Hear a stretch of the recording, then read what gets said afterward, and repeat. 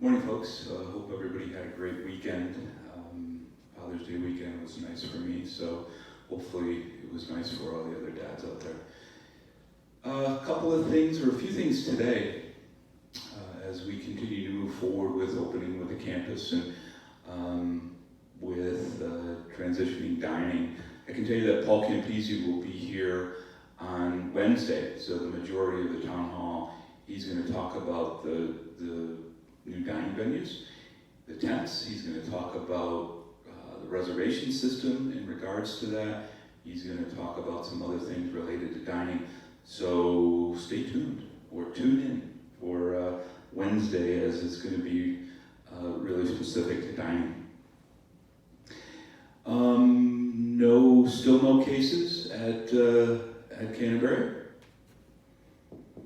which again is we view it as a milestone and not a celebration, but another milestone. And I think I talked about it early last week.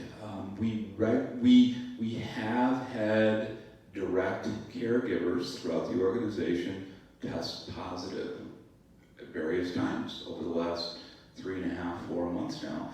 And we actually had a hospice nurse who doesn't work for Canterbury Woods, but works for hospice, who tested positive a week and a half ago. And as a result of that, through contact tracing, we had to test one or two residents.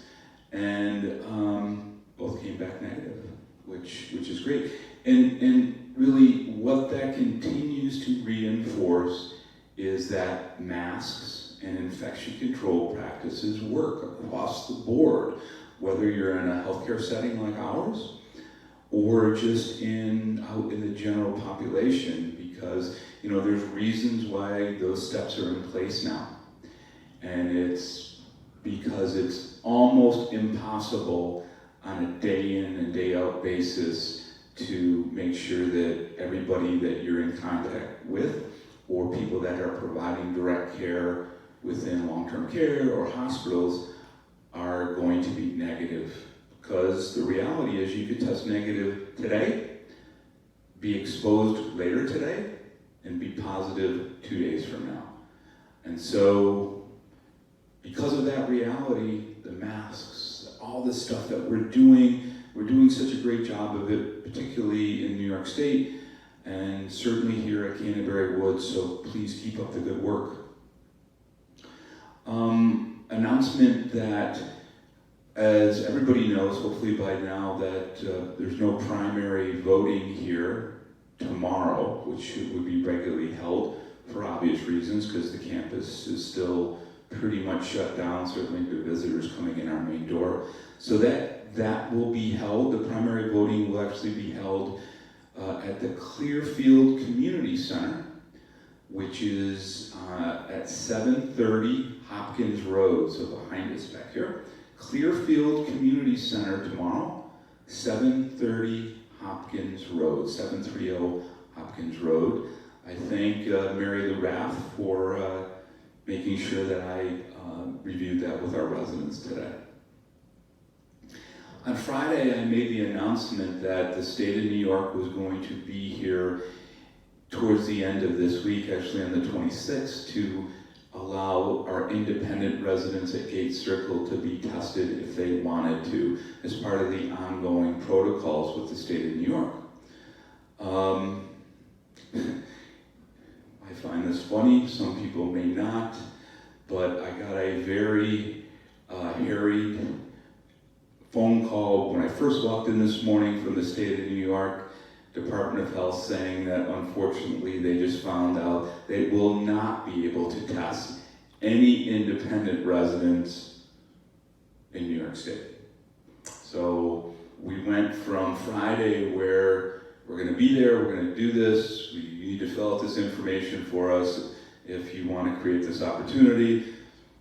Of course, we wanted to create that opportunity to on Monday. Oh, we're sorry, we just can't do it. So I'm sorry for those residents who were who actually may have made an appointment or called and said that they wanted to have this done. We will continue to look for opportunities if our independent residents want to get tests. Unfortunately, this is the new norm for the New York State Department of Health. I talked on Friday, and I'll be putting out a memo today about, as we open the common areas, the furniture is in the common areas, or most of the common areas are Gate Circle. It will start to be put in the common areas here in Williamsville this week. Masks, if you're going to be enjoying the common areas, sitting with your friends, the libraries, the lounges, etc., masks are going to be mandatory. Masks are mandatory going forward in those areas because, again, you're congregating, you're sitting, and as I talked at the beginning here, masks do work. So please, both Gate Circle and here in Williamsville, if you're going to be enjoying the common areas with your fellow residents, you need to wear a mask. If you are not wearing a mask and you're enjoying the common areas, staff will ask you to put one on. If you don't put one on, unfortunately, you'll be asked not to enjoy the common area out of respect for the other residents who you are there to mutually protect each other, and we certainly all know that. It's impossible for us to enforce mask wearing when a resident is just walking in the hall or going to the mailbox and so on. We just don't have the ability to do that. I would encourage all the staff, all the residents to always wear a mask when they come out of their apartment and they're out of their patio home, maybe into the main building. Absolutely wear a mask.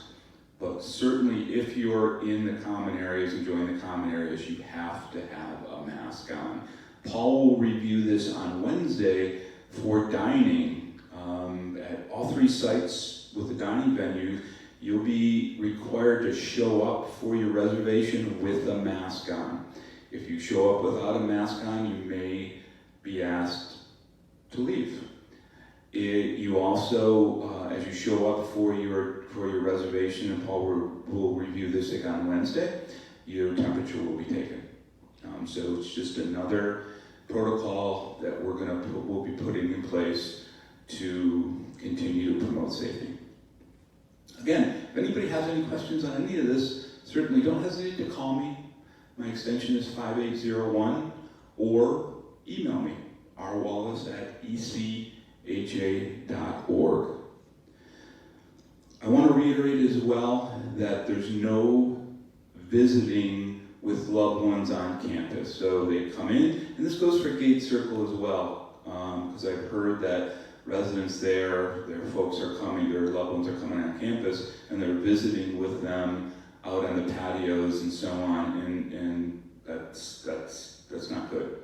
So for both Gate Circle and for Williamsville, the protocol is your loved ones, your family members, your friends pick you up if you need to be picked up, take you off campus, do whatever you are going to do, and come back and drop you off, not lingering, staying on campus. And why is that? Well, it just promotes people gathering together with people that are not residents here in Canterbury Woods. And it may seem trivial to some folks, and I'm sorry if that's the case. However, it's just some additional steps that we're going to continue to put into place to help keep people safe. So Gate Circle and Williamsville, please, no visiting with your families outside on our campuses, or families, friends, etc.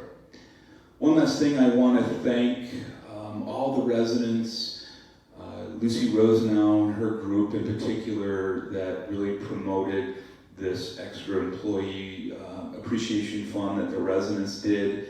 I reiterate this a couple of times a year. Usually this is done in the holiday season. Management, myself, the department heads, we don't have anything to do with this. This is purely resident driven. It is residents, and usually there's some leadership involved. This time it was Lucy Rosenau, wanting to give back, recognizing the hard work that our staff do each and every day.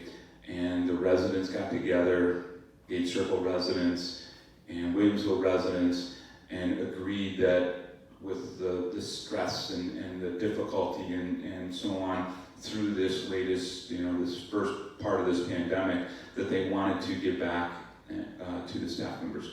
So they actually raised cumulatively about $51,000, give or take.